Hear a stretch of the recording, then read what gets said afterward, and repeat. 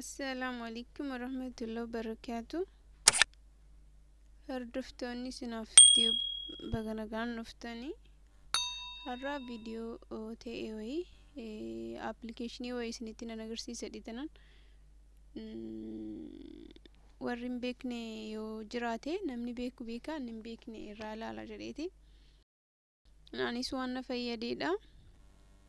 Wantichi maalidha? Yeroo YouTube banannu seensa waan fayyadamnu nu rakkisa.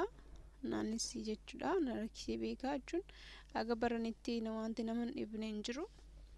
Kanaaf har'a intro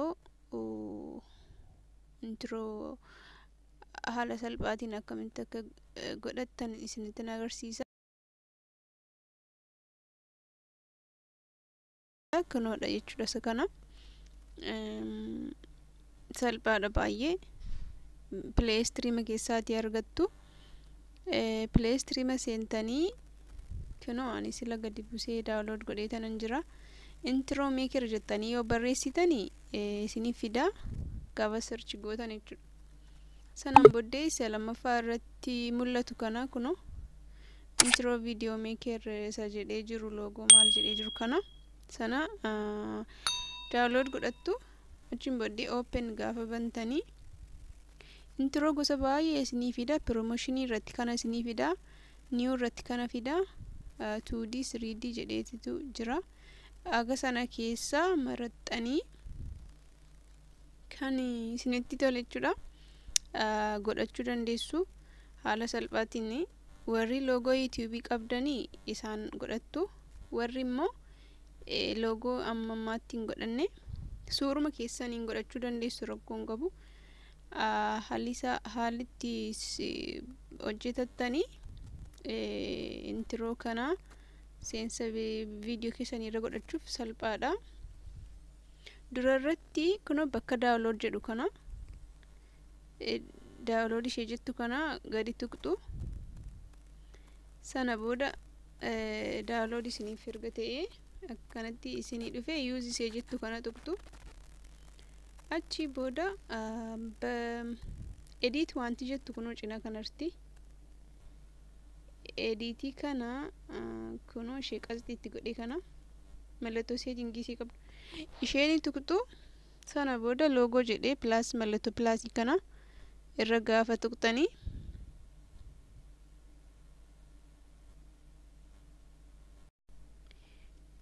mallattoo plusii yeroo tuqxanii gara suura keessanii isin fida. Gaafa suura keessan deemtan ani logo waan inni hojjetadheen jirreef ammaaf suuruma koodhaan hin godha. Yoo barbaadan originaalii jedha 3.4 1.1 ishee jettu kana ani 1.1 nan fayyadama. Isin yoo 1.1 kanatti fayyadamtan gaariidha jedhee intinaadha. Erga sana booda raayitii gubbaarra jirtu kana ni tuqxu. Akkasitti isin barreessistanii hojjetachuu dandeessu. Ani amma jikoo tokkoyyuu mul'atu. Achi booda maal gootu tekstii ishee jettu kana maqaa YouTube keessanii irratti barreessitu. Maqaa YouTube keessanii gara gadiitti immoo yoo subscribe, like, share godhaa jechuu barbaaddan itti qaxxaltanii barreessitu jechuudha. Ani subscribe, like jedheetuma barreessee sana booda mallattoon qalamaa fakkaattu jirti filafiitii isaa. Isii sana gaafa tuqxanii haala barreeffamaa akkamitti barreessifachuu barbaadan isa jedhu sirra sirreessitu. Lammanuma isaa akka kanatti haala kanaan sirreessitu jechuudha.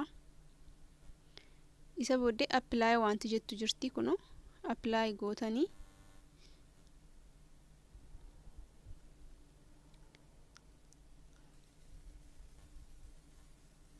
sana booda maal sirreessitu. Yoo sagalee irra godhachuu ofii keessanii barbaadanitu jira ta'e original sound ishee jettu kana yoo cufuu barbaadanii of gootanii ofii keessanii add music ishee jettu kana godhachuu dandeessu. Speedii isaa immoo yoo dabaluu barbaadan yookiin originaalii normaalii marratti yoo dhiifachuu barbaadanis kunoo as keessa maraxattu. Speedii ishee jettu kana tuqxanii jechuudha. Gaafa save godhachuu barbaadan immoo kunoo export wanti jettu booda kanarratti ishee exportii sana tuqxanii sana booda ammas exportii jira. yoo addanatti HD fayyadamuu barbaaddan ta'e yookiin full HD fayyadamtu ta'e viidiyoo keessanii yookiin immoo normaalii irratti dhiifachuu yoo barbaaddan akkuma jirutti dhiistanii sana booda export jettu ammasii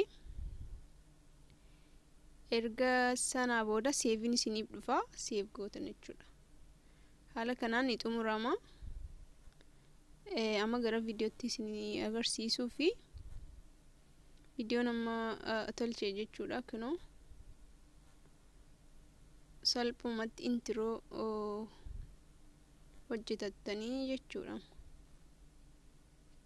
kinoo kana fakkaata.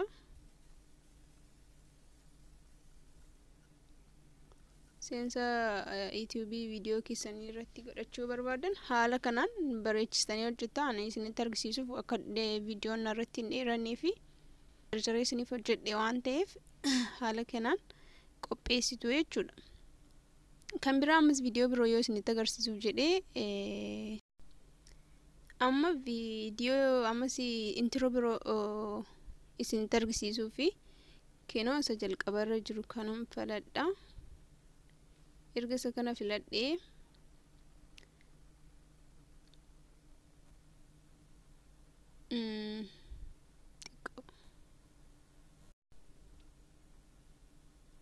kunoo amma intiroonni kuni intro kana sirreessuu fi daawunlood gootanii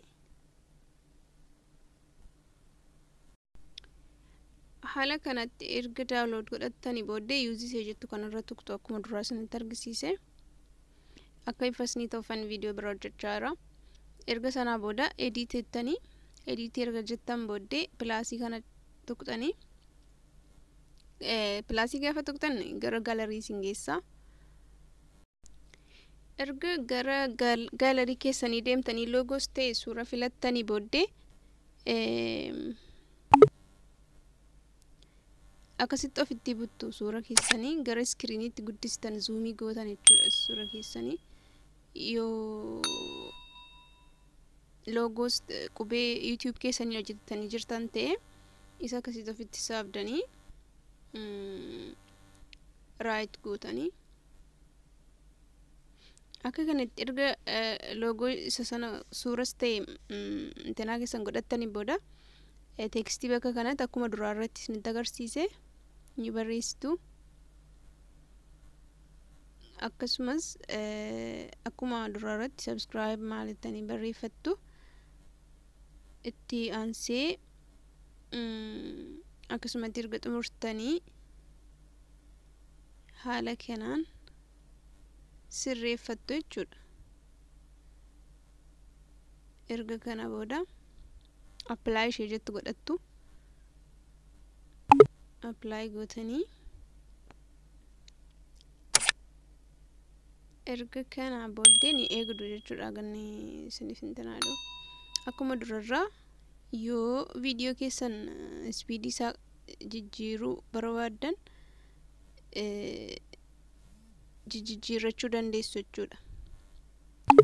yoo muuziqaatti jijjiiruu barbaadan original sound ishees mallattoo sagalee qabdu kana cuftaniitu asirraa soundii muuziqaa barbaadanii godhachuu dandeessu. ani suma irratti anniisa ergasii export gootanii kunoo akka kanatti haala kanaan intro salphaatti bilbila keessan irratti daawunlood gootanii fayyadamuu dandeessu jechuudha. kana fakkaata. waan hordoftaniif galatooma. kirraa fayyadamtan abdiin qaba. yaalaatii ilaalaa. bye.